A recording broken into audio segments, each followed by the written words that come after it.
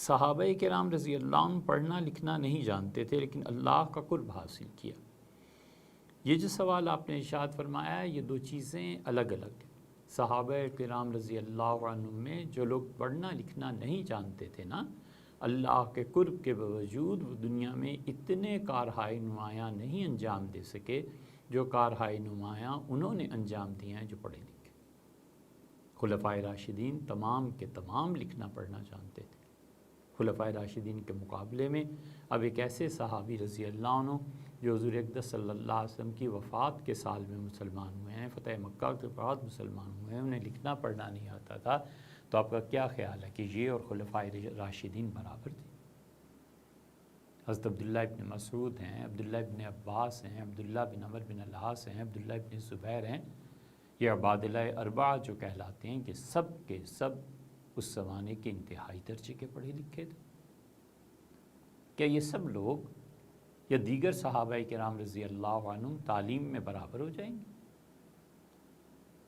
تیسری مثال ہم دیتے ہیں حضرت معاذ رضی اللہ عنہ۔ حضور اقدس صلی اللہ علیہ وسلم نے ان کے متعلق فرمایا تھا کہ اس امت کے جتنے علماء ہیں قیامت میں وہ سیدنا معاذ ابن جبل رضی اللہ عنہ کے پیچھے چلائے جائیں گے۔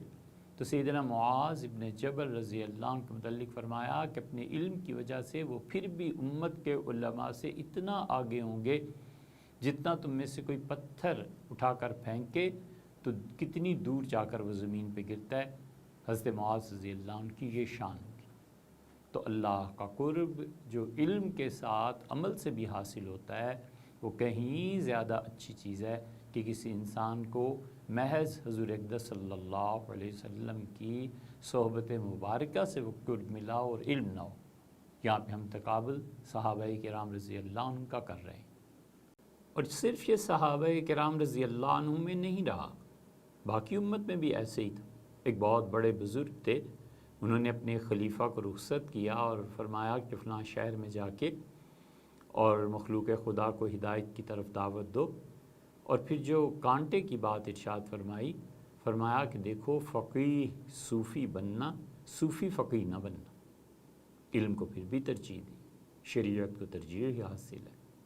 آپ نے جو تحریر فرمایا ہے کہ صحابہ کرام رضی اللہ عنہم، تو صحابہ کرام رضی اللہ عنہم میں بھی جو لوگ تعلیم یافتہ تھے، جو لوگ قوت استنباط رکھتے تھے، جو مجتہد تھے، ان کا کہیں بلند و بالا مقام ہے بنسبت ان صحابہ کرام رضی اللہ عنہم کے جو لوگ تعلیم میں ان کے ہم پلہ اور ان کے برابر نہیں۔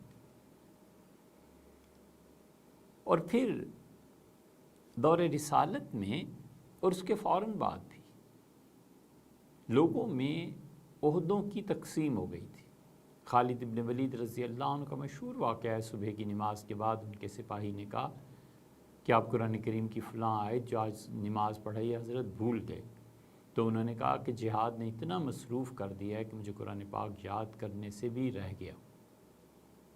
اور ان کے مقابلے میں حضرت ابی بن کعب رضی اللہ عنہ، جن کو اللہ نے سلام بھیجا اور ان سے قرآن کریم کی تلاوت میں سورہ بینہ کی ایک تسامع ہو گیا تھا، تو اللہ تعالیٰ نے حضور اقدس صلی اللہ علیہ وسلم کو حکم دیا کہ ابی کو پڑھ کر سنائیں کہ ابی بینہ سورہ بینہ میں یہاں پر پہنچ کے تسامع ہو گیا ہے اور اس کی اصلاح کریں۔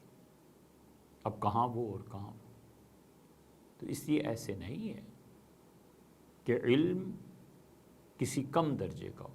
ایک آدمی جسے خدا کا قرب ملا ہے، اگر اسی آدمی کے پاس اللہ کی طرف سے علم کی توفیق بخشی گئی ہوتی تو کہیں زیادہ اس قرب میں ترقی ہوتی۔